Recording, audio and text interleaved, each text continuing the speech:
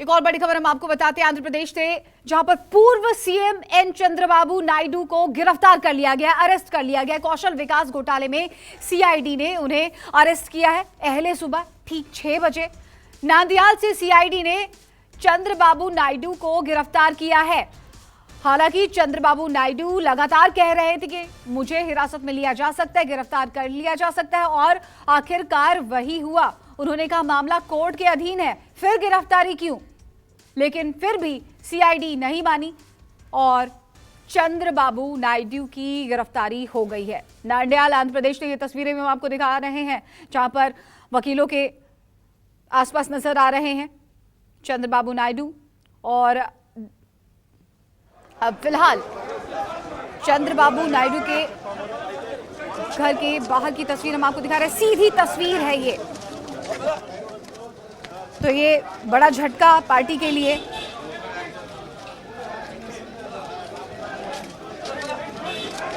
तो यहां पर रिश्वत लेने का आरोप लगा चंद्रबाबू नायडू पर। सत्ताधारी पार्टी ने ये आरोप लगाया और इसी मामले में आखिरकार सीआईडी ने पूर्व मुख्यमंत्री को गिरफ्तार कर लिया। 118 करोड़ रुपए की रिश्वत लेने का आरोप है चंद्रबाबू नायडू पर और इसी आरोप की वजह से उनकी गिरफ्तारी हुई है। हालांकि ये बार बार कह रहे हैं कि वो बेगुनाह है, निर्दोष है, उन्हें फंसाया जा रहा है, लेकिन सीआईडी ने ये बड़ा एक्शन लिया है। कौशल विकास घोटाले में सीआईडी ने पूर्व मुख्यमंत्री, आंध्र प्रदेश के पूर्व मुख्यमंत्री को गिरफ्तार कर लिया।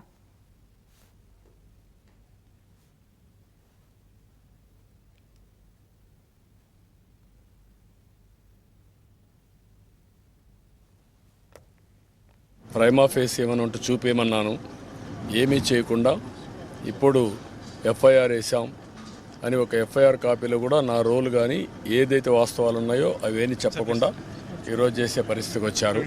ఇది చాలా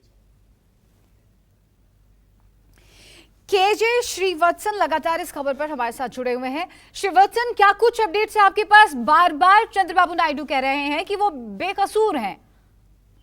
जी बिल्कुल, देखिए एक राजनीतिक घटनाक्रम के तहत आज सुबह जिस तरह से गिरफ्तारी हुई उसके बाद अब आंध्र प्रदेश की राजनीति गरमाने लगी है, क्योंकि यह पूरा स्किल डेवलपमेंट का निगम लिमिटेड का घोटाला था। कहा जा रहा था कि 380 करोड़ रुपए की यह पूरी प्रोजेक्ट था, जिसमें से 180 करोड़ रुपए रिश्वत लिए गए, यानी कि आधे से भी लगभग आधा अमाउंट रिश्वत में लिया गया है बोगस कंपनियों को फायदा पहुंचाने के नाम पर।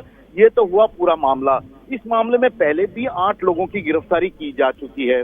तो ऐसे में चंद्रबाबू का नाम एफआईआर में तो कहीं लिखा हुआ नहीं था पहले, और यही कारण था कि चंद्रबाबू नायडू बार बार बोल रहे थे कि उन्हें किस आधार पर गिरफ्तार किया गया है और रिमांड कॉपी दीजिए, और इस तरह की तमाम बातें कह रहे थे। और आज सुबह जब करीब 3 बजे सीआईडी पुलिस आंध्र प्रदेश की उन्हें गिरफ्तार करने पहुंची, तो एक बड़ा देखा जाए तो घटनाक्रम इसे कहा जा सकता है, क्योंकि चंद्रबाबू नायडू को एसपीजी यानी कि ब्लैक कैट की सुरक्षा मिली हुई है।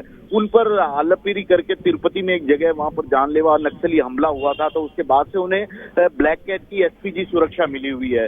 तो एसपीजी ने आज आंध्र प्रदेश पुलिस को साफ मना कर दिया कि वह उन्हें गिरफ्तार करने नहीं देगी, क्योंकि नियम यह कहता है कि सुबह 5 बजे बाद ही एसपीजी सुरक्षा में कोई शख्स है तो नियमानुसार उसे गिरफ्तार किया जा सकता है प्रॉपर दस्तावेज के।